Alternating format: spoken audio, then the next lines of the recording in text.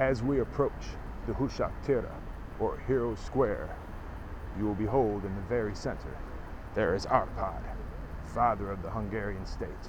Him and the 6 Magyar horse lords, Ilud, Tash, Uba, Kund, Und, and Tain, followed the great Terrorberg to the Pannonian Basin, where it dropped the sword of Attila the Hun, so they could settle the land that their ancestor had conquered.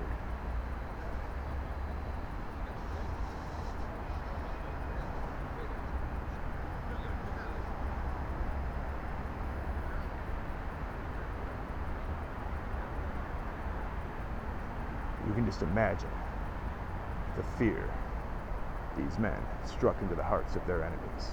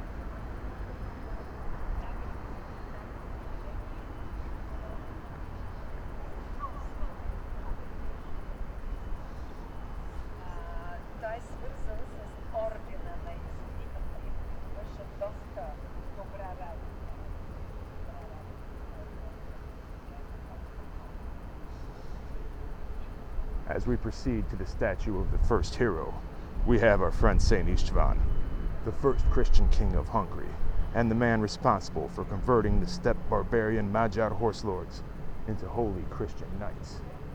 Hopefully, by the end of the day, I will be able to show you something very special relating to this man.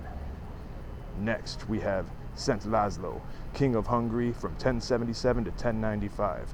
When his father died in 1077, Laszlo's supporters made him king. One of his relatives, Solomon, conspired to take his crown, forcing Laszlo to imprison him.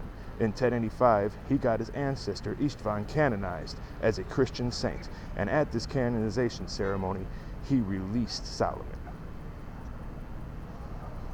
Laszlo expanded the Hungarian kingdom by conquering all of Croatia in 1091. Along with Laszlo's victories over the Pechenegs and Cumans, he was able to secure Hungary's borders for the next 150 years. Laszlo himself was canonized in 1192, and legends depict him as a perfect example of Hungarian medieval chivalry. Next, we have Konyes Kaloman, known as Kaloman the Learned, king of Hungary from 1095 to 1116, and the king of Croatia from 1097 to 1116. He created and finalized the structure of the medieval Hungarian state. Many of the laws and policies he created remained unaltered for hundreds of years. In 1097, he defeated the last dynastic king of Croatia, Peter Sancic. Consequently, he was officially crowned king of Croatia in 1102.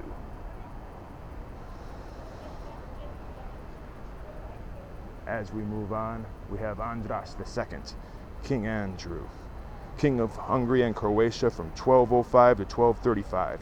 He took part in the Fifth Crusade. As king of Hungary, he enacted the distribution of lands to his noble class in order to make them more sustainable. He also issued the Golden Bull of 1222, a document very similar to the Magna Carta. Moving to the right, we find Bela, king of Hungary from 1235 to 1270. After barely escaping with his life from the invading Mongols at the Battle of Mohi in 1241, he enacted radical reforms, building castles and fortifying cities across the country. While doing this, he transformed the tactics of the Hungarian army and turned them from light cavalry and horse soldiers into heavily armored Christian knights and crossbowmen. These reforms allowed Bela to crush the Mongols the next time they invaded. Next we have Kilroy Robert, King of Hungary from 1301 to 1342. He was known for restoring royal power and reuniting Hungary as a kingdom. He created the Order of St. George, which is the first secular order of knights. He also minted the first gold Hungarian coins, and it is said that he laid the foundations for the successes of his successor. And here is his successor, Nagy Lajos, King of Hungary and Poland and Duke in Transylvania. He launched a crusade against the pagan Lithuanians and restored royal authority over Croatia. He also waged wars against Serbia and the Golden Horde. He also invaded and occupied the Kingdom of Naples in 1347 and proclaimed himself king. Since he was never recognized by the Pope, he withdrew his troops in 1350.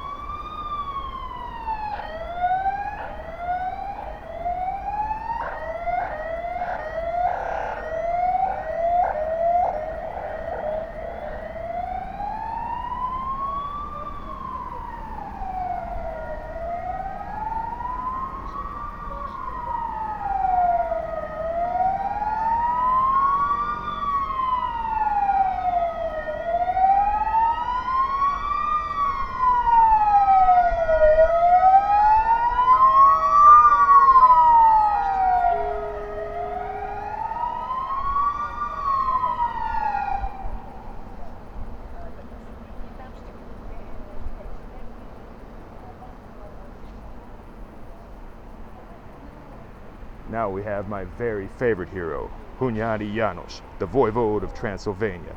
He was in charge of the defense of Hungary and the Balkans against the Ottoman Turks. He's most famous for forcing the Turks to lift their siege of Belgrade in 1441. Among the battles that made him famous are many, but especially when he defeated an 80,000 strong army of Bela Beg Sibichan with a mere 15,000 men.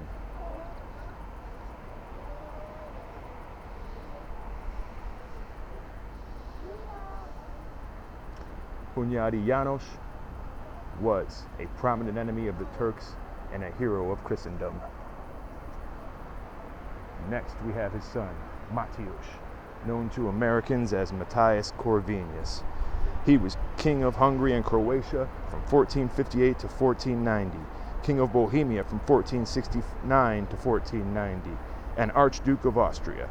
He started waging on a war on the Turks and regaining control of fortification after fortification, but was forced to cease this activity due to lack of support from other Christian states. Consequently, he turned his armies on the Czechs occupying northern Hungary and thoroughly defeated them. He took on the Holy Roman Emperor Frederick and divested him of Lower Austria.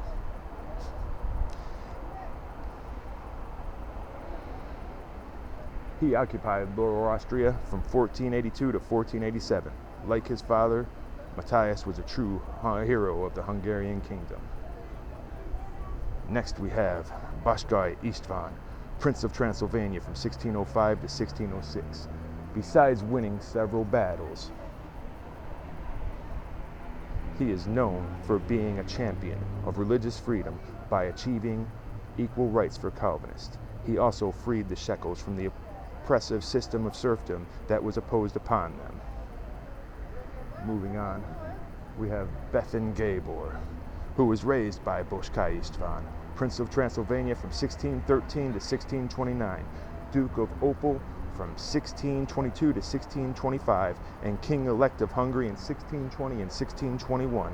He led his Calvinist principality in a war of attrition against the oppressive Habsburgs and their Catholic allies.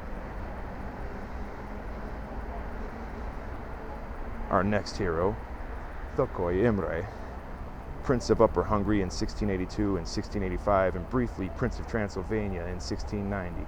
This man forged alliances with the French and Turks to wage war against the Habsburgs and captured fortress after fortress from them, utilizing peasant armies. This man was probably a great influence on his stepson, who we will discuss next.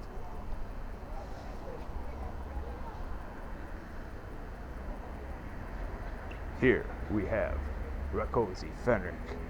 This man was offered the Hungarian crown and title of king, but he refused it and chose to rule as a prince because his personal ambition was not to be king, but to establish independence from Habsburg rule.